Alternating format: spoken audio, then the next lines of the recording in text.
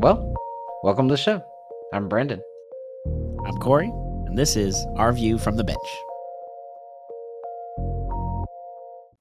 Welcome back, Benchwarmers. Today we're diving into Major League Baseball again, and this time we have to talk about the umpires.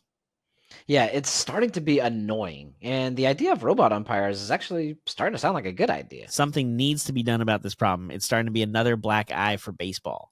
I'm Corey, Yellow Yanking fan.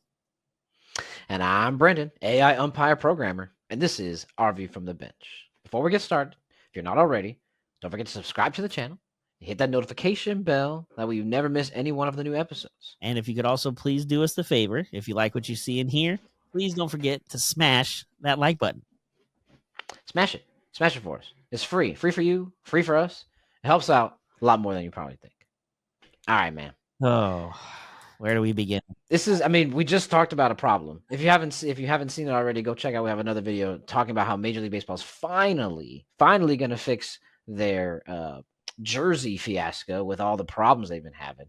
But here we are again talking about another issue. Why is it that most of baseball that we've discussed this year has been issues and nothing about like how great this player has been doing or how fantastic this team has turned around? Well, like you said in the last episode, most people think bad press is good press. So I guess at least baseball is getting talked about is how they look at it. I guess so. But it is kind of, I don't know. This one's not too great for me, in my opinion. No. So, there's been plenty of talk. Everyone, fans, teams, they all hate the umpire, hate the referee. The referee's always to blame a lot of the times for this, or that, right? We do that in basketball. We do that in football. Of course, we do that in baseball. That was a strike. That was fair. That was et cetera, right? He was safe, all that kind of stuff. So it's nothing new to complain about umpires. But besides what's his name again? Freaking the bad one. Angel Hernandez. Yeah. Besides Angel Hernandez, there's actually others that are doing poorly as well, but there's some that are doing great. It's just hard to distinguish, and you can't have each game be such a coin flip on how it's going to be called. You know what I mean? Yeah, absolutely. And that's like, there's always talk about you don't want to, robot to be the umpire or the umpire and call strikes, but then there's the whole, you want the human error aspect of baseball. Like, no, I want the right call, because then you shouldn't, as a batter or pitcher, be able to like, oh, that guy's behind the plate, so the strike zone's going to be this today, or it's going to be that today because it's this person or whatever. Like, the strike zone is the strike zone. I mean, we all watch it on TV and see the little box, so that's the strike zone, regardless of who's behind the plate, and that's how it should be every game and every at bat, I would hope, right? Right. Yeah. The idea of the strike zone is, depending on who you ask, right? Roughly about the knee to the logo of the chest, right? I mean, this is a general strike zone of where you're at. So it shouldn't change based on who, and it's the width of the plate. Yeah. There's no ifs, ands, or buts about it. So there's, to your point, I do really like the human aspect of the game. It keeps it more real than it feels like we're playing in like a simulation or playing like a video game. So I get that point, but accuracy, to your point, is key, which is why I think that we should grade the umpires, I guess you could say, because there are some that are good. I've seen stuff. I think there's a website or a Twitter handle or something that like tracks that. Yes, right? There's a Twitter handle. I can't remember the name off the top of my head, but they grade every single umpire after the game. They put a strike zone on their little graphic.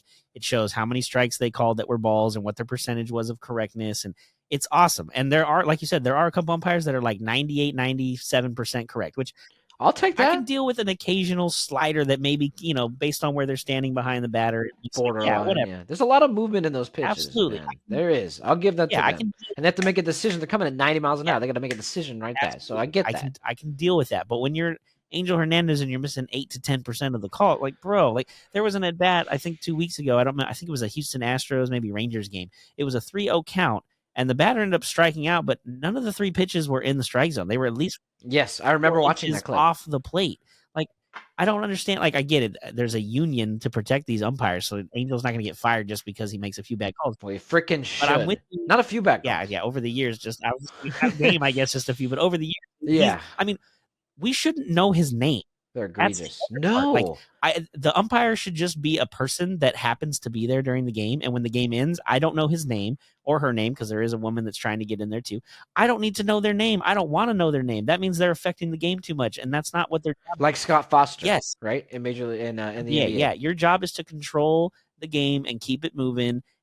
all within the yeah. rules, not with how you think in your brain. Yeah, it's just frustrating. I mean, the Aaron Boone thing getting thrown out. I mean, Hunter Wendelstead, I Mhm. believe, is the umpire's name. He already told Aaron, like, okay, I heard enough. That's enough. Stop. And Aaron says, okay, fine. So he stops. He doesn't say anything. The umpire hears something around where Aaron is standing, which happens to be a fan sitting in the first row behind the dugout. But before looking over there and seeing Aaron making another animation or making noise, he just turns and throws him out. And then Aaron's like, I didn't do anything. I wasn't saying anything. He says, I don't care. It was in your area. And then to even after the game be It's in asked, your yeah, area. and Okay. then after the game to be asked about it and double down, say, I know he's saying it was a fan and that's the narrative that's going to go around, but no, I threw Aaron out. There's literally video that you can see Aaron standing there doing nothing. The guy behind him in the stands yells something, and then the umpire throws out. Like, well, what are we doing? If you can't, if you make a mistake, at least admit to it. Don't double down and act like there's no video that's going to show and prove that what you did was wrong. Yeah, agree. That's a crazy clip. I was watching actually game tonight with Laffy. Major League. I was watching not the Sunday Ticket. That's not what it's called. What was it called? Extra innings or Yeah, something like that. Whatever you got the online one, and it was a Brewers Rays game. Bottom nine. Brewers are down 1-0. Runners on second and third. The batter dropped third strike, but the bat, as he's swinging around, accidentally hits the catcher on the helmet. This lightly, it didn't like nothing too hard. Well, to be honest with you, the catcher was in the batter's box because the ball that he missed was so far to the right, he had to move over to where the batter was. If he had been in the middle or even to the other side, he wouldn't have been hit at all. So instead of it, I'm at least just getting the base because of the drop throw, it went almost all the way to the wall. The guy scored, but he put him back, which is fine. I get it. He maybe caused like some weird fiasco because he hit him on the head. But you should. Why was he out? The ball was all the way back there. He probably was going to make it to first. I don't understand why he was automatically called out. So there's like little things here and there, but you can find good ones and isolate the bad yeah, ones. absolutely. So if it's possible that this website can do it, I'm pretty sure Major League Baseball can either contract them out. I'm sure they would love to work with Major League Baseball and get this problem fixed. Or they can come up with a solution on their own, or I mean, a similar assessment tool on their Yeah, own. Yeah, I mean, there's no way you have these many games and this many umpires that after their game is over, you don't watch tape and review. Okay, well, you missed a call here. You need to work on this. Like, there's got to be a way to hold them accountable because not only they're affecting the game itself and the fan experience, and everything. There's a lot of money in gambling based on these final scores and how these games end up. So you don't want to, you don't want to have any reason for that not to be correct for that as well. And I'm with you. Like, you gotta get the call right. Like in the minor leagues, they're trying out the whole thing where if you're at the plate or you're a pitcher and you don't agree with the call, you have one challenge per at bat. So per batter if you're pitching, or per at bat if you're the batter. If you don't like the call and that's ball and you think it's wrong, you tap your helmet. The umpire looks upstairs. They look at the screen. They tell them it's a ball or strike. They change it if they have to, and they move on. It takes a total of 10 to 12 seconds. Why can't you just do that perfect. for every single pitch and just give like the umpire an earpiece, and from upstairs they just beep like boom. If it beeps, that means it's a strike. If you hear nothing, it's a ball, and we continue on. Just like when the umpire doesn't call a ball, they don't make like a hand signal. They just stand there. They don't make a noise. They just okay, it's a ball. If I don't say strike, then it's automatically what you guys know as a ball. It's the same Yeah, concept. Like we have pitchers with earpieces and catchers with pieces to make the noises to tell them what they're going to be. to the signals Yeah, and so stuff. Yeah. why can't we do the same thing with an umpire and upstairs in a war room? I don't understand it. It's not, it can't be that hard.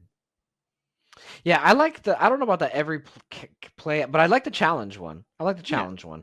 I get your idea. If you want 100% accuracy, then yeah, that's definitely the way to do it. But I do like the at least challenge. I feel like that's a step in the right direction Yeah, but for if you're sure. Angel Hernandez and you miss 5 pitches of an at bat and I can only challenge one time, it really doesn't give me a super big advantage either. It doesn't. 100%. But Angel Hernandez is a different story, Yeah, which kind of brings me to my next point, or maybe even my last point on this, in what Max Scherzer yeah, this is talked great.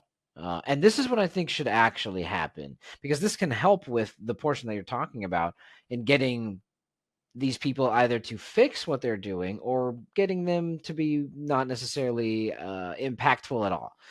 Max Scherzer was asked by someone, I forgot who it says here, uh, about like what they should do with umpiring. And he says this: we need to rank the umpires. Let the electronic strike zone rank the umpires. We need to have a conversation about the bottom, let's call it 10%, whatever you want to declare the bottom is, and talk about relegating those umpires to the minor leagues. That is one of the best ideas I have ever heard about Major League Baseball probably in the past 5 years, besides pitch clock, which I actually didn't know was going to be a good idea until I saw the Yeah. results, and then I actually like it. And the designated hitter. Besides that, I feel like this is genius because it can help keep it human, right? So we're not just got a bunch of robots running around, but also keep people accountable. Yes. Because Angel Hernandez is going to be in that bottom 10%. In fact, he's going to be in the bottom 1%. So he's going to be basically relegated until he fixes his act. And so he's still not fired, right? He's still getting paid. Mhm. Part of the union is not you're not fired, but you're not good enough to be here. I think this idea is Yeah, genius. and the crazy thing is the only reason Scherzer even came up with this concept is he's down in the minors doing a rehab assignment because he's coming back from injury. Mm. So he's down there and he's seeing the challenge thing with the helmet touch, like, oh, this is okay. I kind of like this. So then he's starting to think about it. And I mean, Scherzer's not a dumb guy. He's been always a very articulate, smart guy and been able to Mhm. explain things and why he thinks the way he does because he does warm ups a little different. He's always been one of those guys. But I'm with him. Like, if you can get people that are not good or need to work on certain things, send them down to the minors. And then if the umpires down the minors are really good, then promote them. It's just basically like baseball players. You go up and down as Yeah, promoted and demoted based on your performance. And we can do the your same thing with performance. the umpires. Exactly, exactly. I mean, it happens most in baseball. It's easiest, but it even happens a little bit in football if you get put to the practice squad for those borderline people, or in basketball if you're on the two-way contract for in the NBA. So it's definitely a thing Yeah, I mean, for a lot of different in things. order So yeah, apply it to in that. order to be a professional umpire in the MLB, you obviously have to go through the minors. You don't just go from like a high school or college system and And you're like, all right, well, go ahead and call the Dodger game yeah, today. like Yeah. you work your way up through single A, double A, triple A, and then you get to the majors. So we don't have to demote them back to double or single A. You don't have to like completely Nah, shut them no. down.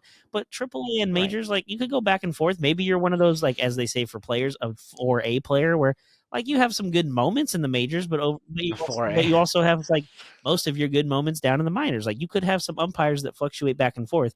And you could even do it like you don't have to do it for a whole season. You could do it like to the All-Star break for the first half and then the second half. And you would hope by the second half you'd have the better umpires because as the games become more important, especially get into October, they would have time to kind of work their stuff out in the minors in the first half. And if the guys and girls who are already up in the majors are not good enough or not cutting it, send them back down and work on it and get ready for next year. So I mean, I think it's a smart idea. Again, and it's coming from a player. It's not coming from an owner or somebody up top that Right. doesn't affect on their daily basis when they're playing. It is literally coming from Max Scherzer, who I believe has, if not one for sure, Cy Young, I think possibly two, a World Series ring, two World Series rings technically with Texas last year. Like he's a legit pitcher and has been around a long time. He knows what he's talking about. So it's not like he's just coming out of thin air with this idea. I think it makes a lot of sense, and it should be something they at least should consider in the offseason. Talk about it's not going to happen in the middle of the year, as we learned the jerseys aren't going to be fixed in the middle of the year, so you're not going to fix the umpiring in the middle of the season. But it's something that should at least be discussed and an idea that can be talked about. And because he's not an owner, nothing's going to Well, happen. yeah, So thank you for watching. And no, I'm just kidding. you're probably right though. That is the saddest part. Yeah, it's unfortunate. No, I think it's a really good idea. And the cool part is like you hope that there could even be a way that their relegation goes away, right? Just because you're the bottom 10%. Well, what if everyone's at 99%? Well, then And we're good. everyone keeps their job. So it's not just that we want you to go back down there, but it's an incentive to keep you up, to make sure you want to stay up, make sure you're calling correctly, make sure you're following the rules, make sure you know the freaking Yeah. rules, right? So, yeah, I mean, it could be that you don't have to get relegated, or they could get to a point where there is no relegation, but the opportunity or the option of it should be present.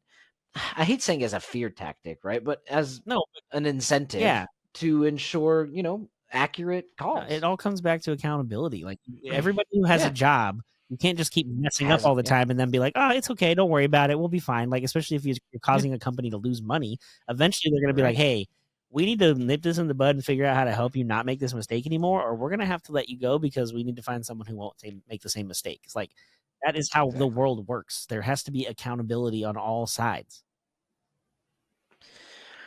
Hope man NBA is listening and the NFL is listening to this too. They could use that for some of their refs. But yeah, I mean the idea still stands. This is another problem we're talking about Major League Baseball. We've actually only done videos on Major League Baseball so far this season on problems. Yeah. The only problems one we didn't do was the prediction for the division championships. But other than that, every time we But talk about that's baseball, it's something. not an Oh, update on I know, baseball. but Yeah, every yeah. time we talk about otherwise, it's something that went wrong. Somebody doesn't know what they're doing. They made a mistake, and now they're finally admitting. Like, there's got to be somebody. Like, get what was his name? The guy who ran the Red Sox and the Cubs when they won the World Series. I can't think of his name off the top of my Yeah, not Epstein. Not Epstein. head. I can't It remember his starts name with an right E, now I off the top of think, my right? head, but Yeah. yeah. Anyways, but he was working for the league at one point. He's the one who implemented the new rules or talked them into like thinking about it. But why isn't somebody like that where they're on a younger side of under 45 or 50? Yeah, it is Epstein. Oh, Theo Theo Epstein. I'm Epstein. Thank sorry. you. Okay. Like somebody like him that needs to be kind of giving them these ideas because the ideas that he came up with before worked. There's got to be somebody, again, Yes. under the age of 50 working for baseball that can come to them and be like, maybe we should think about this. Their whole thing is they want youth, they want young fans. So listen to somebody young who maybe has some new ideas. I know baseball is an old traditional sport, but sometimes you got to make changes. I mean, you talked about it. You weren't, again, a big fan of the pitch clock when it first came out. I, as a true baseball fan, was not necessarily excited about the pitch clock, but I understood the concept and why they were doing it because they want fans that are not just old guys. Like you want to have a younger fan base, and in order to do that, the game needs to move. It needs to be exciting, and if the game moves with the pitch clock, you don't have to sit there for 3.5 hours. Especially Yankee games and Red Sox, they go to like 4 hours against each other. 2:35 to 2:45 is perfect. It's just like every other sport. Keep things Boom, moving, and done. then we move on. I know the beer sales go down because you can't drink as much beers in that amount of time, but you're gonna Darn, who lose some money cares? somewhere, but you're gonna make it up in the People long don't run. need to drink alcohol anyways. It's bad for Well, you. and driving home after a game is always an issue for those people. So Well, yeah, that shit, that too, for sure.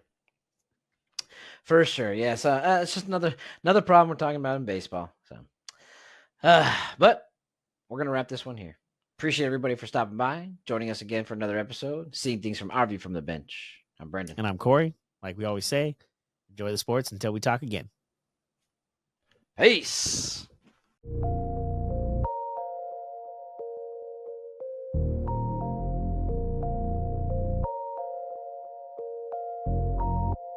This was a Sycamore Fourth Studios production.